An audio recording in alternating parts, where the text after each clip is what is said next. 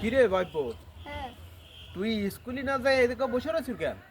আর কোয়েন না কাকা, তারা স্কুলে মিটিং করতেছে, তাই কইছে কি আজকে ক্লাস হবে না, বাড়ি চলে যাও। তুই স্কুলে না যাই এদিকে বসে রয়েছিস, আমি তোর মার সামনে দেখে করছি, দাঁড়া। কাকা শুনে যান। কি আছে?